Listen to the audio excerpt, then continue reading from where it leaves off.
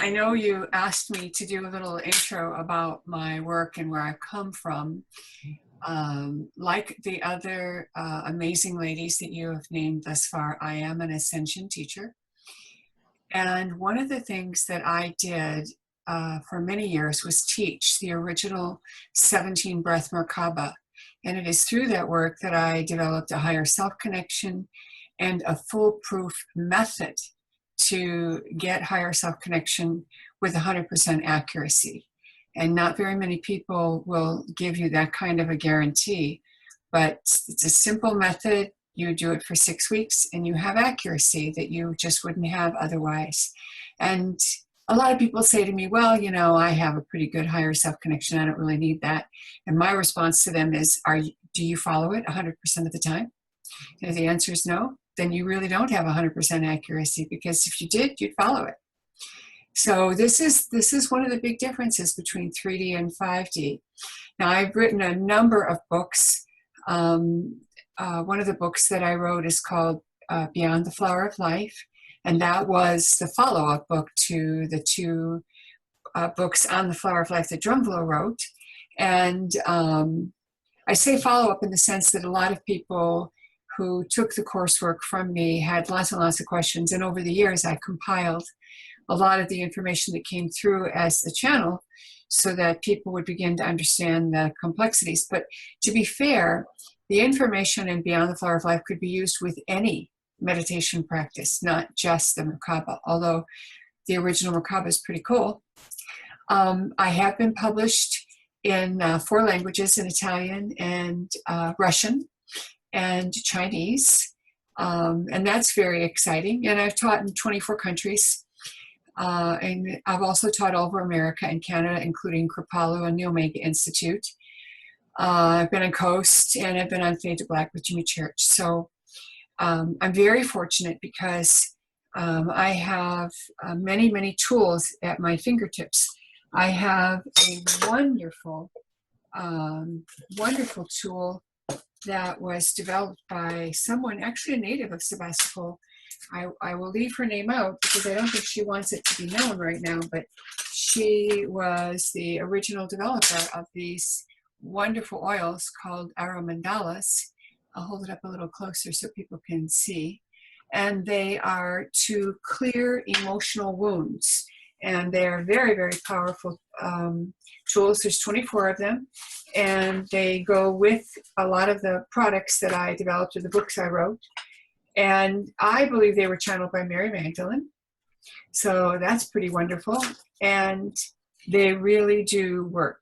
So particularly if you have, if you're doing emotional healing of any kind, these are powerful tools. And also if you have a practice where you're working with people, you can have them choose from the set of oils, and that will help them clear whatever emotional thing they're working on at that moment.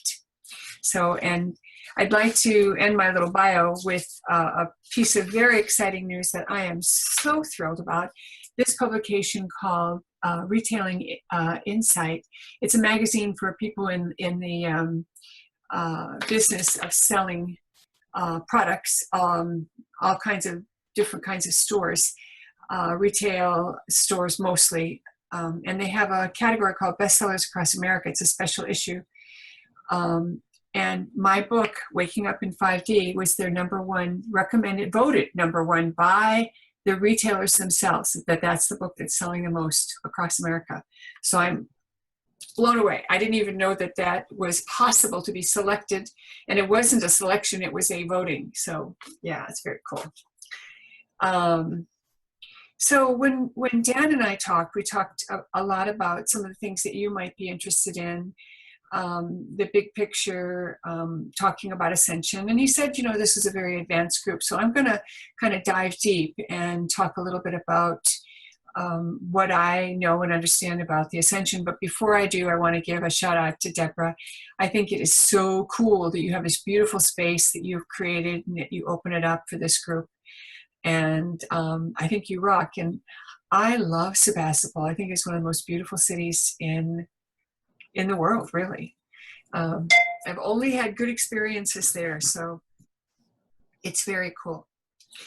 So the Ascension. I believe the Ascension is really a new kind of experience that's related to the Easter kind, where we take on our luminous bodies and we are able to do things that we aren't able to do in 3D. What I did not expect and now have come to know through experience is that we're already shifting to 5D, and there's lots of proofs of this all around us.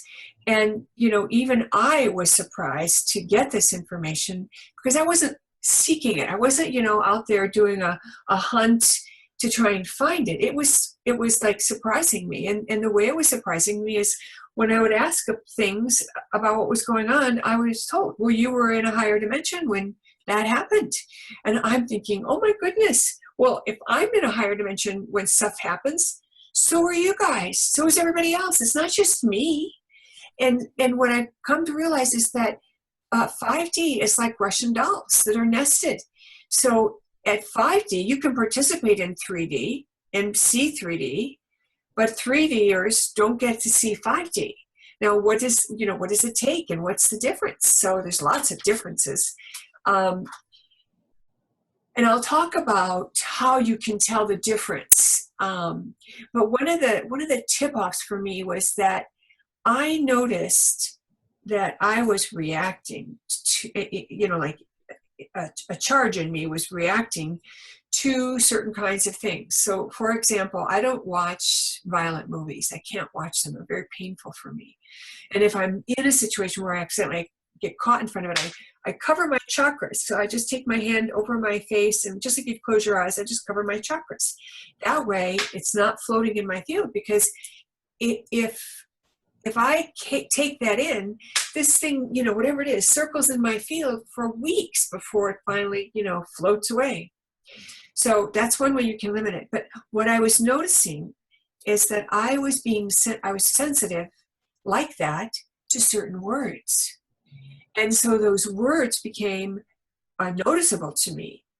And I began to realize that I was spending more and more time in that 5D vibration, so much so that when other words were being spoken, I was like cringing from them.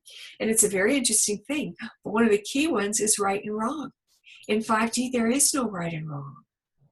You see? And I will never forget the time that someone, you know, drove through a blinding snowstorm to get to my workshop. And, you know, I asked everybody, well, why are you here? And she said, I'm here to get to the truth. And I started to laugh, and I said, I don't do the truth. You came to the wrong place.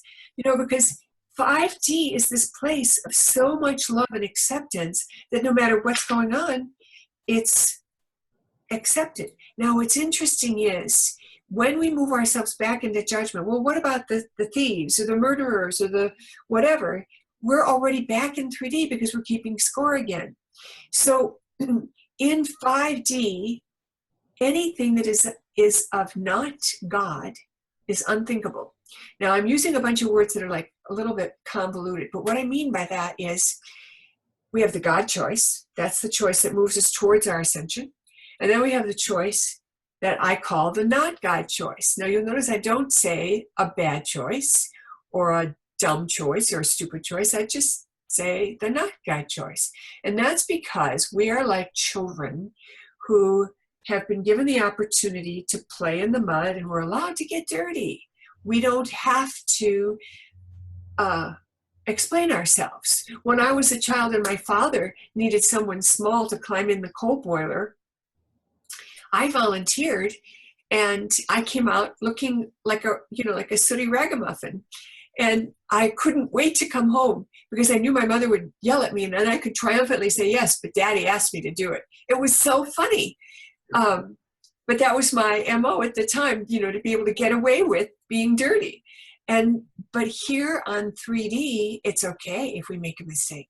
It's totally okay. We are still loved by Source. And when we shift our attention to that which we love, whatever it is, we magnetize to ourselves 5D. And we've got all these energies around us to support that, to create an easy transition into 5D. Another set of words that early on I found myself cringing at, and that is weird. Now, the word weird doesn't seem like it's such a negative word, but nobody ever says weird like I just did. They say weird. They add that tone. So sometimes it's our tone of voice that sends judgment. So sometimes it's just the way we say something and not the words we choose.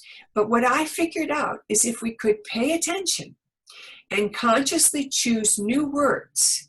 So instead of saying at a restaurant, well, that's the right choice for me, they say that feels like a match, because there's no charge on that. There's no, drama around it. It's like the transition from a used car to a pre-owned car. There is no energy on a pre-owned car. Everybody thinks the word used sounds like it's worn out or not worthy. Whereas pre-owned, well, we spruced it up. It's just somebody else had it before you did. No problem. What a concept. That's very funny, Maureen, because I was driving down to the South Bay today, and I drove by a Mercedes dealer and noticed the sign, and it said pre-owned. And I took that in. I was like, wow, that's a total reframe. It's not used cars, it's pre-owned. What a great way of framing that. So that's a little. Yeah, I think all of this is funny. In fact, that's one of the ways you're in 5D. If you think everything is funny, you've got a broken water pipe and the floors are totally wet, and you're laughing because it's funny. It's just an outrageous thing that's going on, and it's funny. Of course, another thing is these out-of-body experiences that people are having, or these simultaneous experiences people are having, or the multiple versions of themselves experiences that people have. I named a couple in the book where two people show up in my world, and this happened a lot. And one that really jumps out at me that I'd like to talk about right now are two women of the same name. They had the same first name, and they were both Hispanic women. And I'm just going to say their names were Maria. And I think they even had the same surname. And we got a request for a reading from the first one, who was in New York. And then we got a request for a reading from the second one. And we thought, well, why is she asking again? We've already set her up. We've confirmed her already. And then, it finally dawned on us, because they had different emails, that these were two different ladies, but they requested on the same day. So as I became friends with one of the ladies, because she ended up taking a class, she said, well, I'm not going to be around anymore. I'm going to be moving. And I said, where are you moving to? And she was moving to the exact same city that the other Maria lived in, in another side of the States. So I wrote the second Maria and said, look, this is lovely lady. I think you guys have a few things in common. I'd like to introduce you if you're up for that. So I did. So they connected. So one of the things that I know is that a number of times, two versions of the same person actually connect for a particular purpose. And they might connect to accomplish something. They might connect so they can keep helping each other climb a ladder or a mountain. Sometimes they connect briefly, and then they don't know each other after that. They forget about each other. So it's a very interesting concept, but it opens us up to the possibility. And, there's this joke about my evil twin. We've all heard that story. Oh, yeah, but that was my evil twin. It's meant as a joke. But what if you did have an evil twin? One day, when I was first starting out, I was thinking about, getting myself going and getting more writing done, and sometimes it's hard to motivate, especially when you're first getting started, because you don't have a lot of self-confidence and whatever. And I got the message, yeah, but there's probably another Maureen out there who's writing books too. And so then I would get up in the morning and I'd say to myself, I want to be the first one to get published of all of us. And then one day, of course, in meditation, I realized, in an act of humility, I I probably wasn't the first one. And it was kind of like a joke on myself that I had played on myself to get myself moving, to get the, to get the writing done. And then of course I realized there's probably a whole bunch of me out there doing what I'm doing. It's kind of funny. And the whole thing is quite comical because there's so much joy and there's so much synchronicity showing up all the time. So now, go ahead. Yeah, I wanted to just ask, it feels like what you're doing is you're kind of describing, or my take on it, and how I appreciate what you're saying is that it's not like we're going after this major, huge, like all of a sudden we're completely in our light body, and that it's this dramatic transformation. You're actually, really referring to how in our daily lives we can and are experiencing, this 5D, and to be able to own that. And I'll give you some examples on how people can own it, because I think that's very important and it's absolutely true. So first of all, let me give you an overview.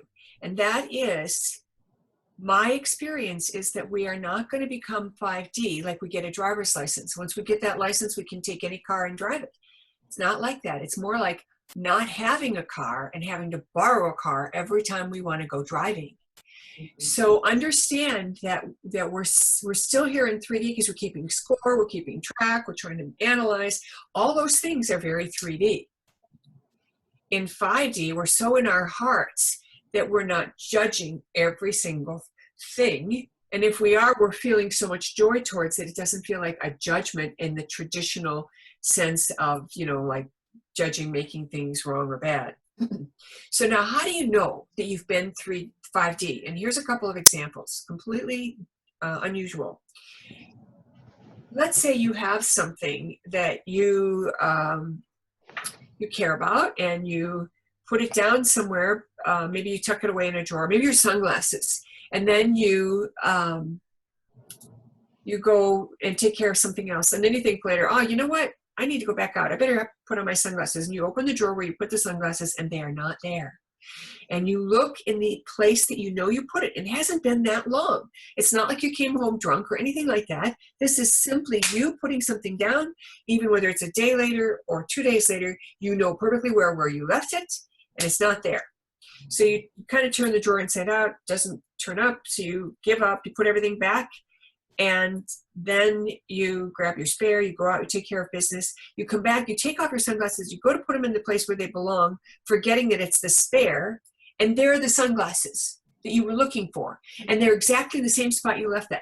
And everywhere I go, when I ask audience, how many of you have had this happen, where you put something down, it's not there when you go for it, and then sometime later, you're not looking for it, and it's there. This happened to a friend of mine. I was telling this to my friend, and he said his wife, Marbeth, had a beautiful emerald ring that she took off, and she was really tired one night, so she just dropped it into a drawer and forgot about it. And then, like a day later, she remembered, oh, I better put that ring back where it belongs. And she went to the drawer and could not find it anywhere. And she was sure that's where she put it. Every time she opened the dresser drawer for 3 months, she looked for it, never found it. Then one day when she finally gave up and said, well, I don't know what's going on, but the ring's gone, and completely detached, opened the drawer, and there it was, right where she left it. Now, a lot of people say, oh, that's elves or fairies, but it's not. It's you changing dimensions. And when you're looking and you're stressing out, you're dropping into third dimension. But when you're in this light, loving place and you're not worried about anything, you reach in the drawer and there it is. Beautiful. That's one example. Another example has to do with time. And I know you wanted to talk about time a little bit. Yeah, you mentioned the time matrix. Yeah, well, let me give you the other example, and then we'll talk about the time matrix. The other example is where you are sitting in traffic, and maybe you're the third car back and the light's red. And when the light changes, you notice that the light has changed, but nobody moves. The cars in front don't move, and you're in this yummy place. You don't really mind one way or the other. and then everybody moves and you forget about it. But now that you know this, the next time that happens to you, you're going to go, oh, I'm in 5D. Because in 5D, you can perceive the reality before everyone else does. This is why some people I actually have had the occurrence where I've heard people ask a question before they've opened their mouth. And then I start to answer it, and they'll look at me and say, but I didn't ask that question. And I'll kind of lean back, really? I thought I heard you ask it. And they'll say, I was thinking it, but I didn't say it yet.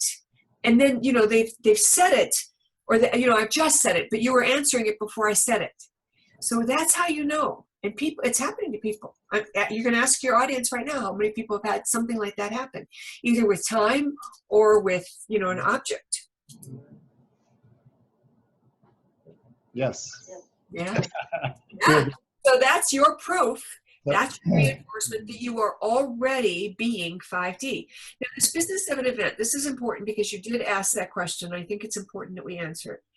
I believe that we're going to hit critical mass at a tipping point before we have any kind of quote event, because then whatever quote event happens, we can bring the rest of the people along with us, and it'll be effortless because people will be around us who trust us and who believe that even if they haven't gotten on board, there was someone who is on board. It's like, one time a lady said to me, you still have a place in New York? And I said, yeah. And she said, oh, good. That means I don't have to move yet. And I laughed out loud. I said, what about if something happens when I'm traveling? So again, everything is funny. So the event that a lot of people are predicting, I think, is much further off than we think. And I think we are being given the opportunity to manifest the outcome we desire. In this book, Beyond the Flower of Life, I channeled a message from Sana Kumara, and he said we were in a free-fall, free-for-all. And what that means, in my mind, is that it's like we're jumping out of a plane and we haven't opened our parachute yet. So we can do somersaults, we can hold hands with each other, we can do whatever we want. We're still going to land on the ground. We're still going to pull the chute. But until that time, it's up to us. So it's almost like we're marching towards ascension, and it's up to us to make the manifestation. So the fastest way for us to get to that place of yumminess is to focus on what we want. And, I say to people all the time, are we talking about what you don't want, or are we talking about what we do want? And I try to use the word we so that I'm not trying to single someone out, I think that's very important. What is the place of the ego in that? Because sometimes, do we need an ego in order to be able to... This goes back to the higher self connection. And this is the thing. When you develop a higher self connection, I tell people to honor the ego. And so what happens is you do your due diligence. Let's say you're going to buy a car. So you're looking at cars, you are looking online, you're looking at cars that are for sale, maybe you're at the dealers and you walk away. You've done all your research, you know what you should buy, you're looking at all the choices, and then you ask your higher self. Because what you're doing is allowing the ego to have its due diligence. What is the purpose of the ego? The purpose of the ego is to keep you safe. The purpose of the ego is to take care of you. But how does your ego know what the answer to that is? It's all based on history, on past events. So the ego decides on your own history based upon what your experiences are. And then if that's not enough, then you go online and you read what other people's experiences are. But it's still all based on the past. So every piece of data you have is based on past tense. But you're in the now. So asking your higher self is going to give you the answer for the now. Now, a long time ago, I asked my higher self to please show me a very logical way to explain why the higher self connection is so critical. And it 3 months, every time I meditated, I asked. And one day it came in and I just burst out laughing because it was so funny to me. And the answer is, imagine that you are watching a movie on a network that's local, a local TV station. And the weatherman or the weather lady comes on and they start to tell you there's going to be a hailstorm or there's going to be this severe wind storm or whatever it is. And you know to batten down the hatches, close your windows, move the car in the garage if it's not, if you have one. And you go through this process of, quote, preparation because you had an interference or a new piece of data on your situation normal. And your higher self is just like that. So once you learn how to connect with your higher self, and then you practice for 6 weeks, because that's the protocol. And by the way, anybody who wants the protocol, it's in every one of my books. But if you still don't want to get the books, but you want the protocol, I'll be happy to send it to you. Just send an email asking for it.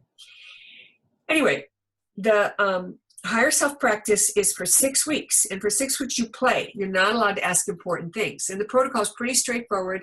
There's really only 6 things that you have to do, and they're not things you have to do as much as they are a decision or a commitment to follow the protocol for 6 weeks, which includes, no open-ended questions, no important questions, only yes, no, like that. A simplified way to ask and what to ask. And then after 6 weeks, here's what happens. Your ego has observed that when you didn't care about what to fix for dinner, and your higher self said, fix the broccoli, and you thought, well, what about the green beans? They might get old. And your higher self says, no, cook the whole head of broccoli. So you do, and you cook, rice and whatever else you might put with it. And then someone shows up at the door and says, well, you have to have dinner? No. Well, broccoli's my favorite. I'd love to stay. And so you have these lovely little synchronicities that show up that show your ego, gives your ego a data set, a historical data set that establishes clearly that your higher self is always right. Now, after you finish the 6 weeks, one of the things for this practice period is that you're not allowed to avoid or not do what your higher self says. So if you ask your higher self a question, then you must follow through. And, I make the joke, if you want to have those bonbons, don't ask your higher self, just go eat them, But assuming that you're willing to do something or not do it, depending upon what your higher self says, for the 6 weeks, you always follow through. Now, at the end of that time period, those rules go away. And if you don't want to follow your higher self, when you ask, you don't have to. And here's what happens. You'll only do it once. And I say that with a big smile because you do it once and you see the outcome and you see that your higher self was right once again.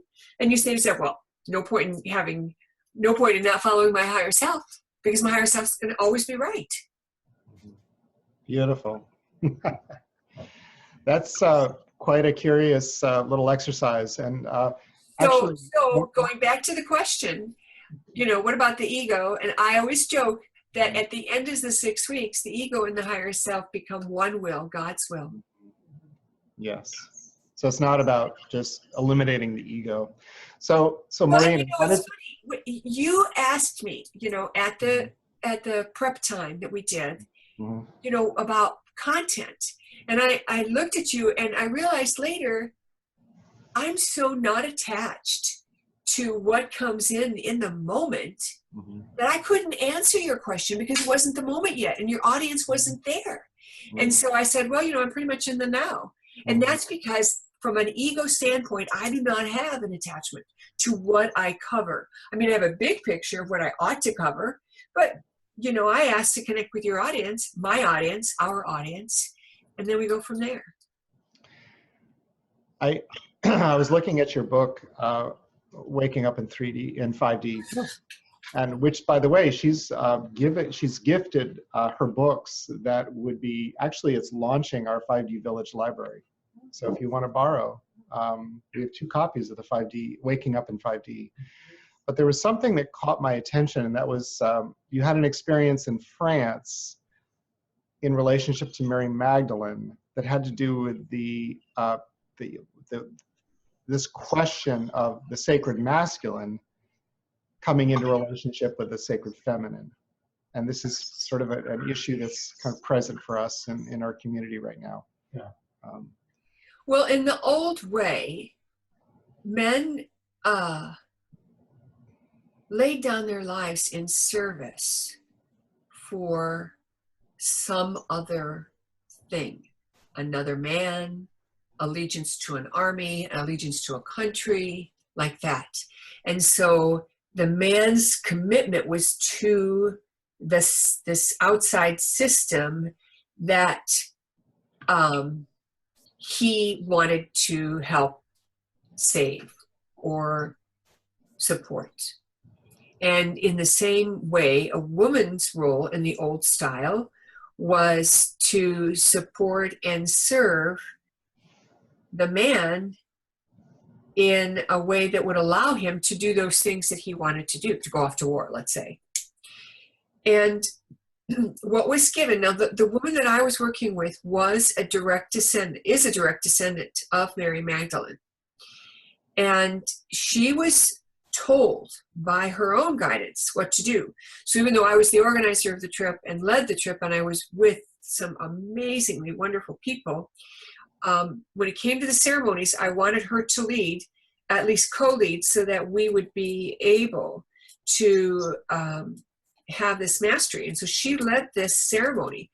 And most of the women stood in for the women of the world, where they stepped into their own power and became connected to themselves first, and then to the outside world in service. And the men moved from being the servant of an outside force to being in their power and in a place of divine mastery. And those two things transformed the reality.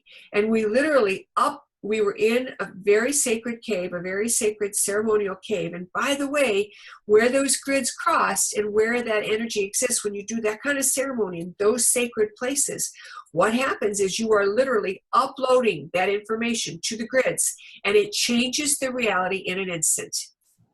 And I believe that was directly related to Dan Brown's book, because it was after that event that Dan Brown's book became popular. And up until that time, a book that probably is much more deserving of the popularity, Holy Blood, Holy Grail, did not get nearly the play that Dan's book did. And what was the difference? And one of them may have been this energy that we put in the grid. You never know. What I'm hearing you say is that for the men, it's you're no longer just subserving yourself to in allegiance to some sort of external something. You're actually coming into your own power, but then maybe also being in alignment with the higher power, or the great mystery, as I like to say. Yeah, you know, there was a very specific word that was used in that section, and I'd have to go back and look at what that word was.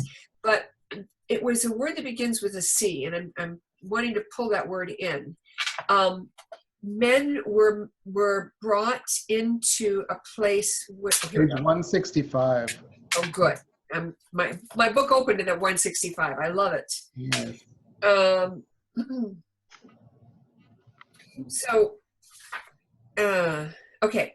So, in the days of the Templar, male was following the mission of a servant of the Grail, and his job was to protect and serve the leader of the group.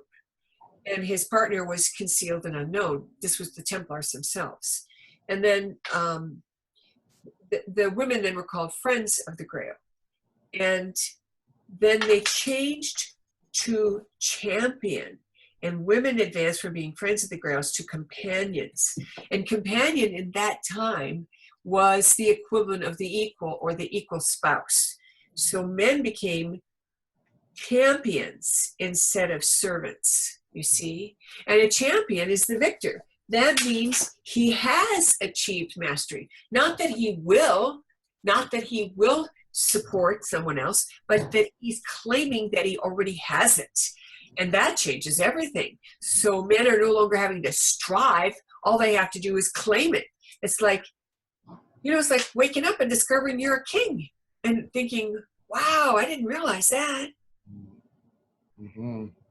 And you know, a king acts differently than someone who's striving to be supporting someone else's kingship. And one of the biggest examples is a king doesn't need to apologize. He needs to understand. He needs to learn. So one of the things I say in the book, which is really remarkable, is no apologies are needed, because apology makes one person better than the other. And if something happens that you do that causes me pain or discomfort, understanding and hearing me and understanding what happened is far more important, so you can choose differently if you ever have that opportunity again. Beautiful. Okay, so what is typical for our 5D villages is that we are sharing this presentation from, in this case, Maureen, and that we do want to be able to drop into some sort of a process where we're in 5D space. And so I'd like us to move into that. And then after that, we are going to open it up to sharing and questions, and people can speak either online or here in Sebastopol. And it's sort of like this open mic kind of idea. Okay, so yes. I will give you a couple of things. Number one, I'm not going to teach this at this moment, but I want to alert you to a very powerful 5D Merkaba that is in the book. It is also available as a guided meditation, and it is very easy to do, especially if you have already known the 17 breath Merkaba. So most people who did the 17 breath Merkaba did it till it became permanent. And so you would just pick up from that 14th breath and take it right on out. And everyone who does this meditation writes me and tells me amazing stories about the magical experiences. And the number one thing they can almost guarantee is that you will be funnier. So you will see the lighthearted side of life over every drama, and you no longer take offense about anything. Now, what I'd like to do for your experiential is to take you through a meditation that's related to a bigger meditation called Dancing in the River of Golden Opportunity. And the original meditation, Dancing in the River of Golden Opportunity, is about manifestation, and it came in from the Akashic Records. And the Akashic Records is an arena that I play in. I teach people all over the world how to open their Akashic Records, and I do certify people to read for others. So allow yourself for a moment to think of the sun, the beautiful sun that we all have. And now think of another sun that is even greater than the sun we know, called the Great Central Sun. And the Great Central Sun is the source of life and emanates outward in all directions towards all of life. Everything that we know certainly is impacted. And the Great Central Sun sends his beam of love and light through the sun to us. And it now moves into our heart. And as we allow this energy into our heart, we see this energy moving into our heart and filling our heart with this amazing golden energy of transformation and fullness and love and light. And it is so big, it foams up like a warm beer on a summer day. And it just bubbles over and fills till it's overflowing. And it continues to overflow. And as it overflows, it reaches into our lower chakras and enlivens those with this golden energy, filling and filling and filling. And this golden energy allows us to be 5D instantaneously without having earned it, without having to work at it. We're just going to be in that 5D state. And as we are in that 5D state and it's bubbling up, now it's going to bubble up to the throat chakra, and allowing it to bubble up even more like a big fountain of this golden energy, and it's going to fill our entire sinus cavities.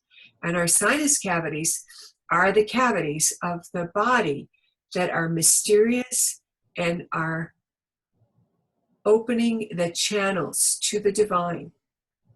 So as we open that aspect of ourselves, and we allow the golden light from the great central sun coming through the sun of our own system and into our heart, and now raising that energy, see that fill a place to above the eyebrows and enliven that entire energy, that entire space around all of the sinus cavities, even the ones no one knows about. And allow that golden energy to amplify your divine connection. And now you can send a beam of love and light from your heart to your crown chakra immediately, and then to your fifth dimensional chakra, the eighth chakra. And we invite the higher self to join us where we are. And if you don't have symbols or signals for your higher self practice or your higher self connection, ask your higher self now.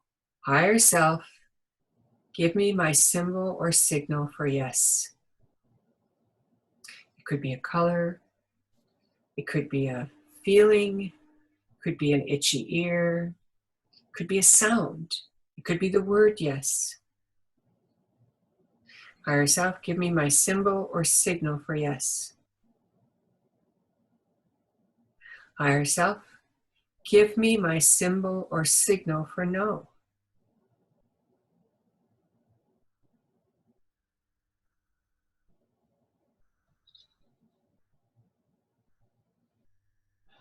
Higher self, give me my symbol or signal for neutral.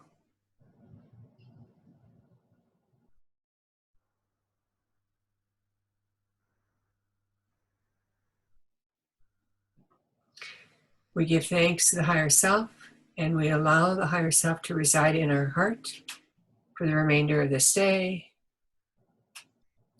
And we ask at this moment for the full activation of this golden light to blaze in, through, and around the self-healing DNA that each of us have that has atrophied. And we now imbue it with this amazing golden light. And we reactivate that energy. We cleanse it, we heal it, and we instruct it. And we ask the self-healing DNA to first heal within itself, and as it becomes activated and available to us, we give it a very specific instruction to heal a particular part of our bodies that are not operating perfectly.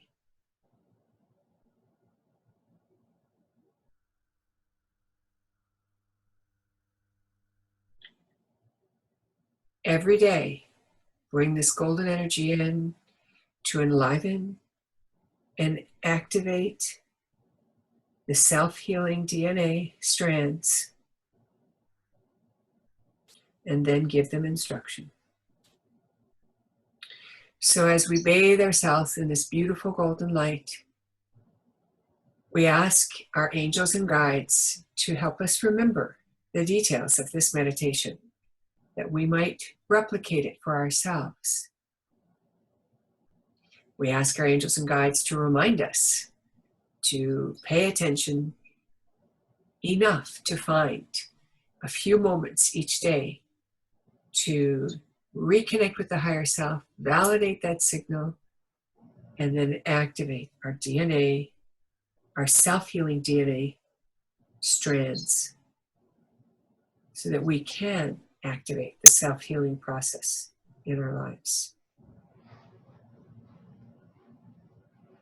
So as we bring ourselves slowly back to the present, imagine that this energy stays very much in your field.